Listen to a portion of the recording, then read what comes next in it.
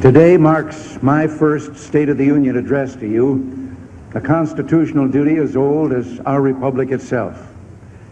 President Washington began this tradition in 1790 after reminding the nation that the destiny of self-government and the preservation of the sacred fire of liberty is finally staked on the experiment entrusted to the hands of the American people.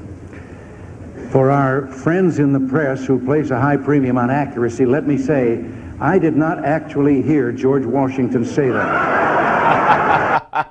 All right, folks, joining us now, Scott Farris, author, and also a great new book, Kennedy and Reagan, Why Their Legacies Endured. And Scott, welcome. And I guess this is the first dual biography because it takes, an iconic Republican president, iconic Democratic president, and talks about, how they're similar in so many ways and why they matter and why, as the title indicates, why they have legacies that have endured. That's right, Steve, and thank you for letting me have the chance to be on your show. I was very fascinated by the fact that, as you mentioned, here you have Kennedy, the icon of liberals, Reagan, the icon of conservatives, and yet recent surveys show that the American public overwhelmingly hold them both in high esteem. There was a survey conducted in 2013 that found that now 90% of Americans today believe that John Kennedy did a great job as president, and just a hair under 80% believe the same thing about Ronald Reagan. And yet we're supposed to live in these polarized political times, but apparently what most Americans can agree upon is these are two of our greatest presidents and fascinating men. And so it interested me to sort of find out what kind of commonalities existed between the two in the hopes of maybe understanding better about what makes a great president. And one of the things that strikes me in reading about the book is that they were born 6 years apart, but there were 20 years separating them from when they served as president. I mean, that, and of course, JFK had such a short stay compared to the 8 years of Ronald Reagan. And you know what you hear about both of them, Scott?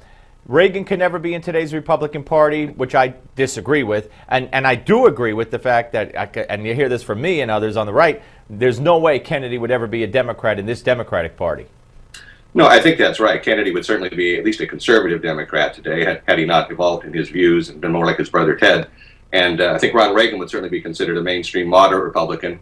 I think, obviously, they both had extraordinary gifts as politicians, so I don't think, I agree with you, I'm not sure it's true that they absolutely could not compete for the nomination of their respective parties, but they definitely would not be right now in sort of the mainstream of each party, I would think, even though President Reagan obviously is especially the template for modern republicanism. I think he also he was always happy. You may recall that he occasionally would feud with people, what he considered more conservative than himself, people like Richard Viguerie and others, and he would say, I don't understand these people. I'm getting 80, 90% of what I want.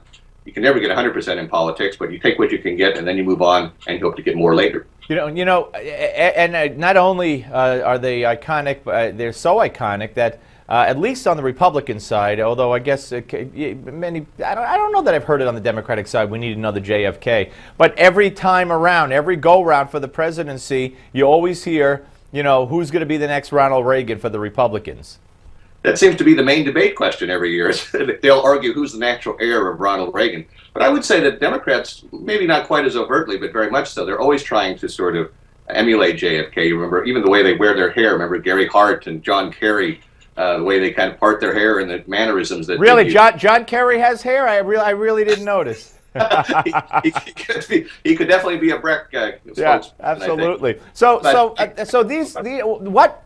How long will these legacies endure? Will there be another Ronald Reagan who will then take over when people talk about the statesman like the wonderful Republican president who served in 2020 or whatever, and the same on the Democrat side? Will they fade eventually, as most people do? I don't think they're going to fade dramatically. I mean, obviously, as more time passes, the more people who remember them are going to be gone, and maybe the legacy isn't quite as strong a hold. But I think both men, to a large degree, reconceptualized how we think about the presidency, what we think our presidents should look like, what they should act like, what they should sound like, and what they should do. And I think that's going to endure for a long time. There'll never be another Kennedy. There'll never be another Reagan.